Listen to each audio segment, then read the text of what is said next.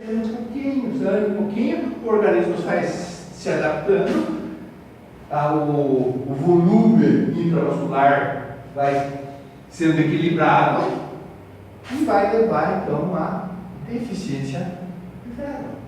Vai perdendo. Por isso que, faltando ferro, o que vai acontecer? Falta de produção e a quantidade de reticulócito vai. Então, perda aguda, reticulócito aumentado, perda crônica, leva a deficiência de ferro e reticulócito aumentado. Então, aí fica fácil. Você tem anemia, eu vou pensar falta de produção, excesso de destruição e perdas crônicas ou agudas. Claro que aí nós vamos ter que classificar a anemia para a gente investigar. Então, se eu tenho um indivíduo que tem um hemograma com anemia, hemoglobina e hematócritos baixos, para sexo, idade e altitude, se o VCM for abaixo de 80 e o HCM abaixo de 28, eu vou ter o que a gente chama de anemia microcítica, quer dizer, massa menor que o normal, e hipocrômica, a hemoglobina corpuscular média abaixo do normal. Claro que morfologicamente isso também pode ter. Ou eu posso ter a anemia macrocítica, a hemoglobina está baixa, o VCM está alto, acima de 100. Ou eu vou ter as anemias normocíticas, normocrônicas, quer dizer, o tamanho da massa VCM entre 80 e 100 e a hemoglobina corpuscular média de 28 a 32. Então, normocrômica, normocítica.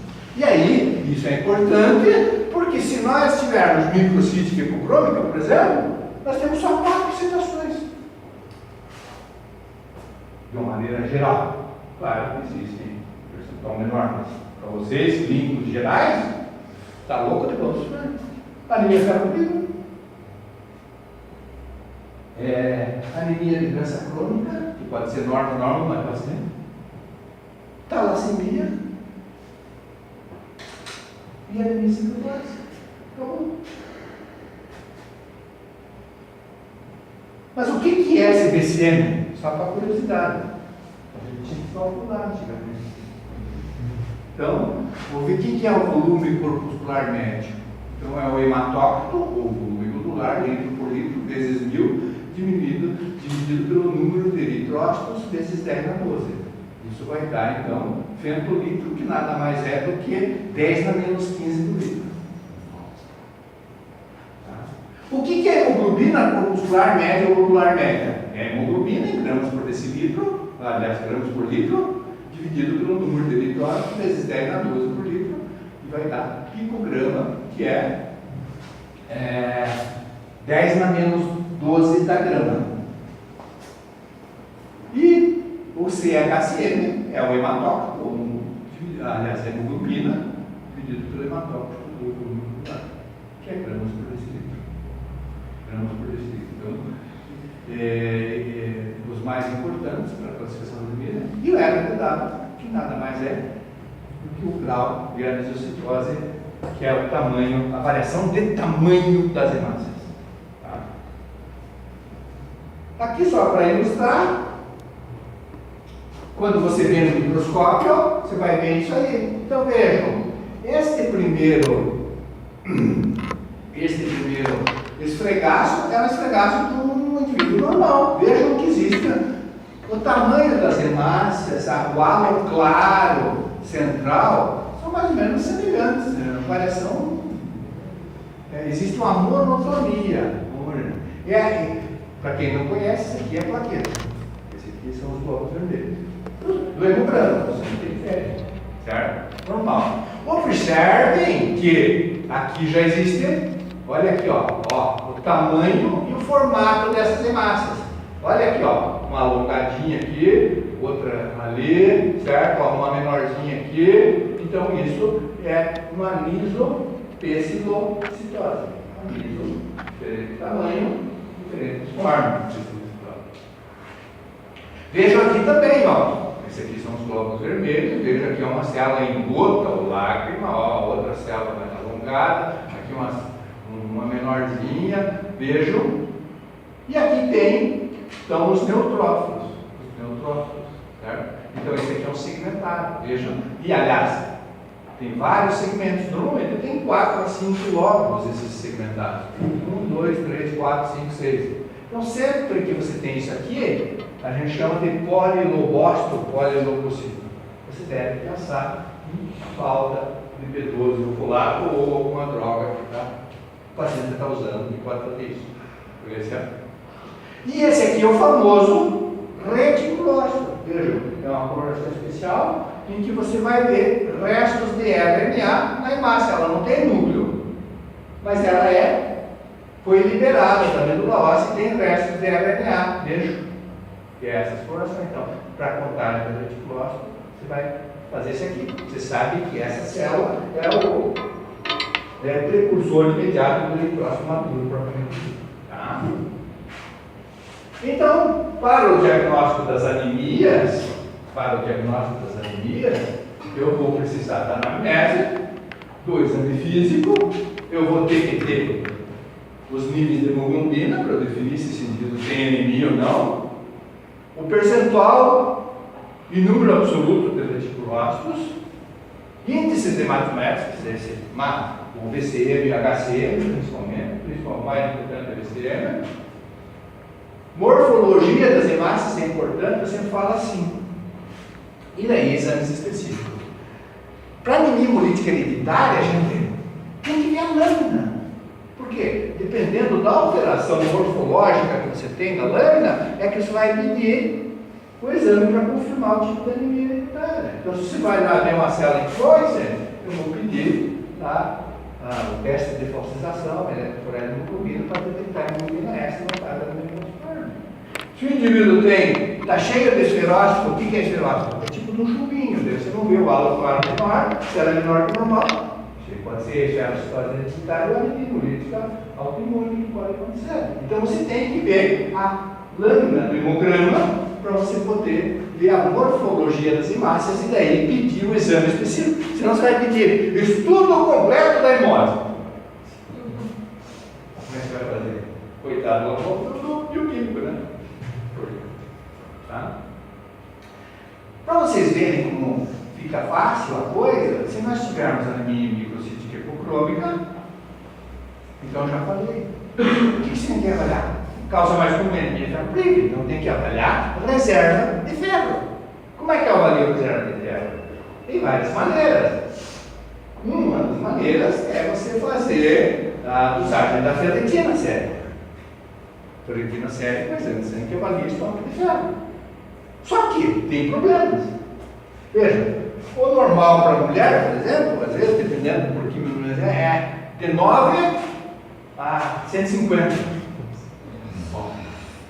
Para homem, de 22 a 322.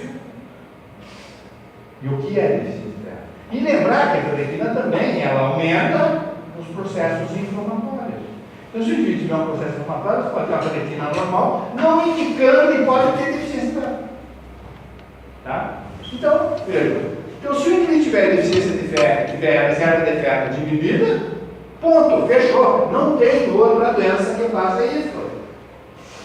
Ah, mas se for talassemia, bom, ele pode ter as duas coisas. Nada impede que o indivíduo tenha uma beta-talassemia, que vai ter microcefalopatria, e, por exemplo, eu já tive mulheres que têm deficiência de ferro, que mais doença. Mas aí mais vai saber pelo hemograma? Não, hemograma não. A gente vai fazer pela ferritina dele. Certo? Então, ou pela queda. Eu sei que essa paciente que tem talassemia, o movimento dela normal é 10. De repente ela está com 8. Então, alguma coisa. Então, eu já vi algumas vezes as pessoas vão fazer hemograma e o médico fala, está com anemia e já passou para a ferrosa. Então, é verdade, né? Claro, por isso. A anemia, vocês vão ver no ambulatório, às vezes a anemia com VCM de 110 tomando sulfatoso. É muito raro você pegar um doente no ambulatório de hematologia que tenha contrário de anticorpos. Muito raro. Muito raro. Os caras têm medo, não sei porquê. Pega 4.000 leucócitos, vai ter medo do hematologista. Nada mais. Ou 4.300 na perna, com leucopenia. Então, se o indivíduo tiver deficiência de ferro, a anemia é microcítica crônica, com ferro, reserva de ferro diminuída, é anemia tranquila. Se a reserva de ferro não for diminuída, está normal ou aumentada, então tem essas três possibilidades: talassemia, anemia densa crônica e hipertrofia. A talassemia é mais frequente das três. Mais ou menos, eu penso, aqui pelo slide, sim, mas depende da região. A talassemia é mais comum dos descendentes dos povos do Mediterrâneo, principalmente italianos.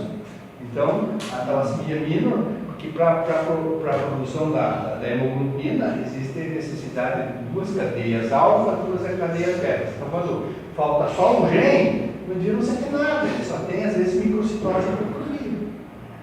E por isso que hoje em dia se diagnostica muito mais do que antigamente, porque os aparelhos eletrônicos eles são muito mais fidedignos.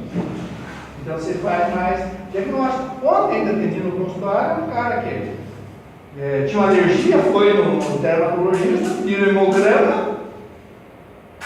hemograma, pô, cara, 90 quilos, não sente nada, trabalha normalmente, microcitose e hipopromia. E outra coisa que chama atenção, como eles têm massa pequena, o número de massas é aumentado. Ele tinha, sei lá, 7 milhões de massas, tá? Mas com hemoglobinas de 11 e pouco e microcítico crônico.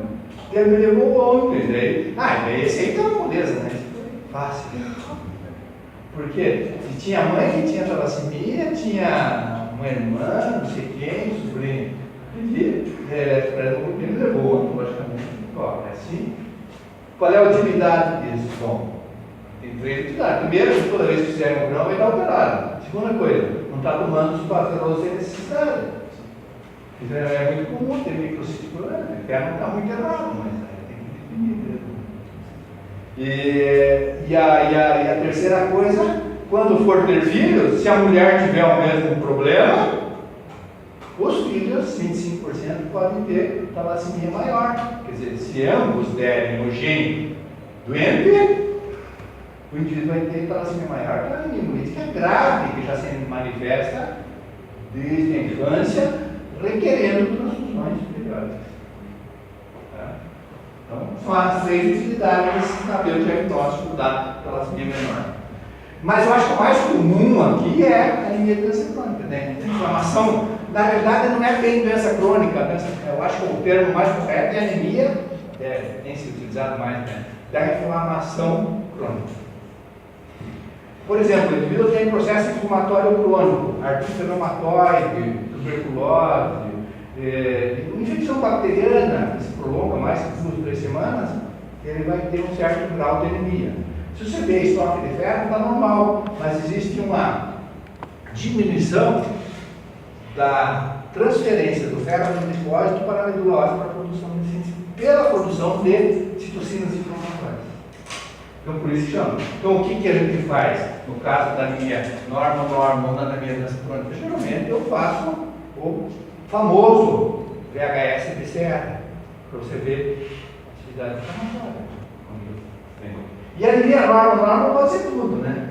Pode ser, nós vamos ver quando falar de anemia ferropriva, na fase inicial ela pode ser normal. Não é sempre bonitinho.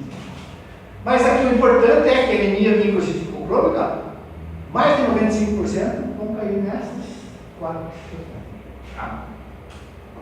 Como eu falei, é muito importante, além do hemograma, anamnese física, a contagem do reticulócito.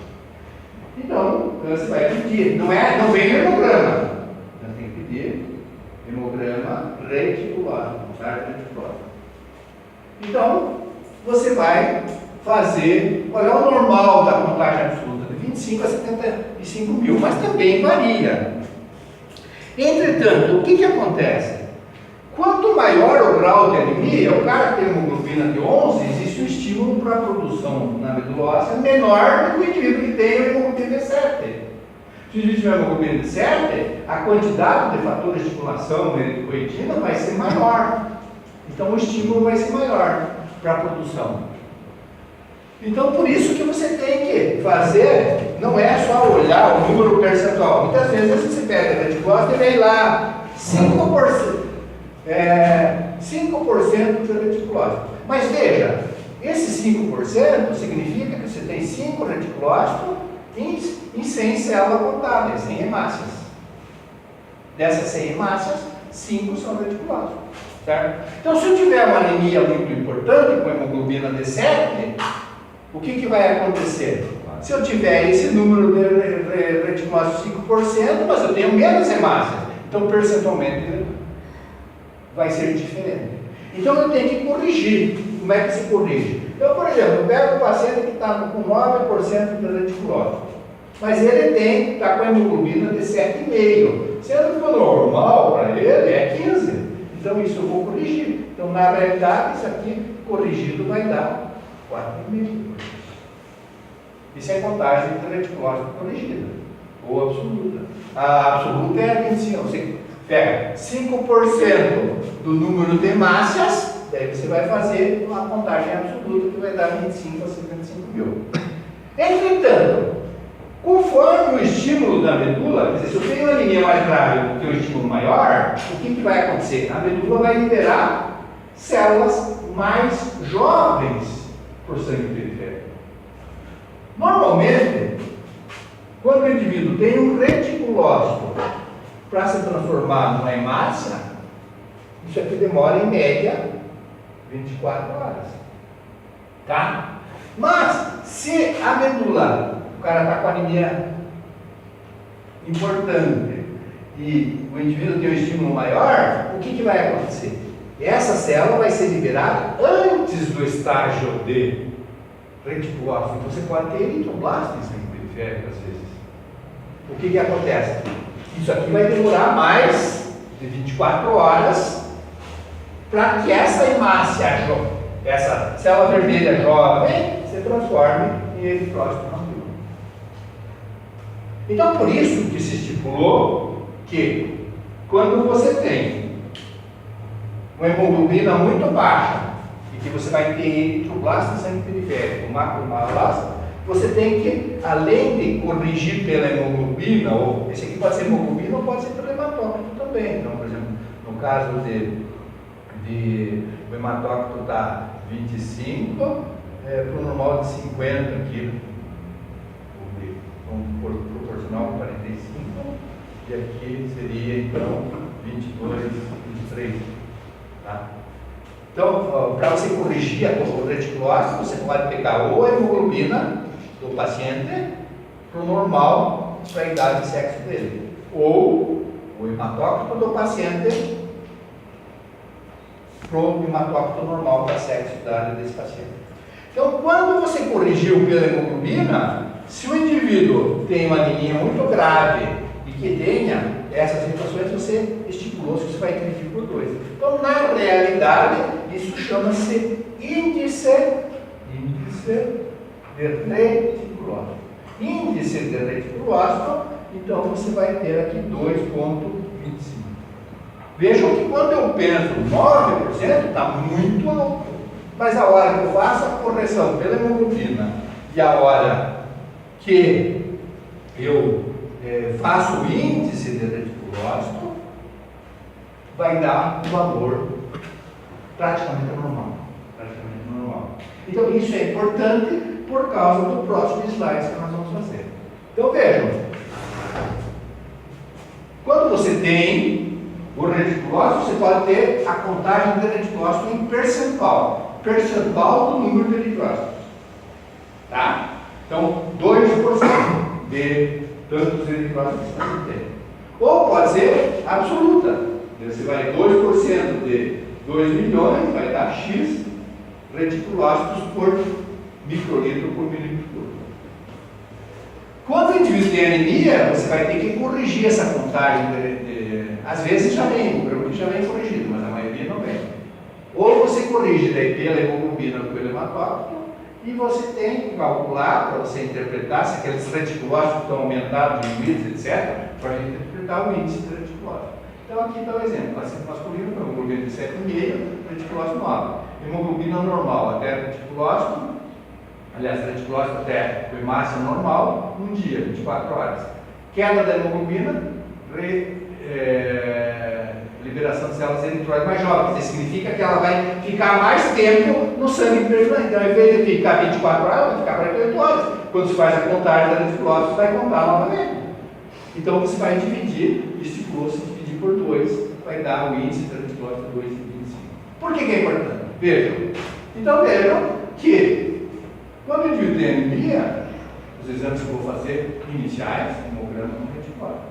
Se o índice da reticulose estiver 2,5, menor que 2,5, aí você vai classificar norma, micro, macro. Então isso aqui é diminuição de produção.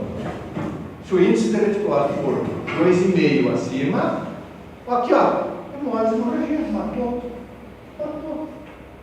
Calculou o índice da reticulose, matou. Hemólise hemorragia, ponto. Perda de sangue, hemólise, distúrbio metabólico, hemoglobina. Hemólise hemorragia aguda.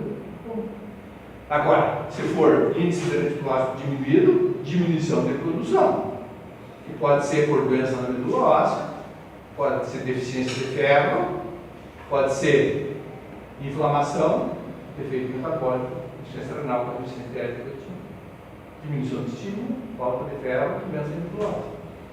Se eu faltar B12, o que vai acontecer? Vai ser macrocítica.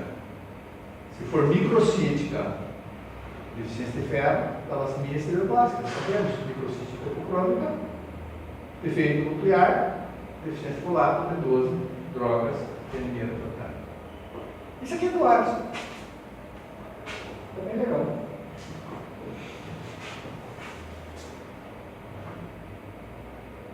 Então, sempre que nós tivermos uma anemia carencial, além de dar o elemento que está deficiente, eu tenho que ver o quê? A causa. Não é só estar nervoso para mim, não beba. Tem que ver por que esse cara tem anemia. Porque senão vai melhorar a produção do remédio ou não. Acontece frequentemente isso. Classificação fisiopatológica, diminuição de produção, excesso de nutrição, perda aguda, reticose aumentada, crônica, não. É importante, então, o reticose é muito importante para você avaliar a diminuição da produção ou excesso de nutrição. A abordagem do paciente, exame clínico, hemograma, reticose. Então, sempre que nós tivermos anemia, é importante a gente pedir a contagem da reticose. Como tudo em medicina, para que nós possamos tratar de maneira correta o nosso paciente, nós temos que ter um diagnóstico correto. Não tiver um diagnóstico correto, não tem você não vê. Às vezes o paciente, doutor, eu tenho anemia há não sei quanto tempo tomando o remédio e não melhora. Claro, tomando o remédio não. Não esquecer da etiologia. E claro, o tratamento que a gente vai ver nas outras situações.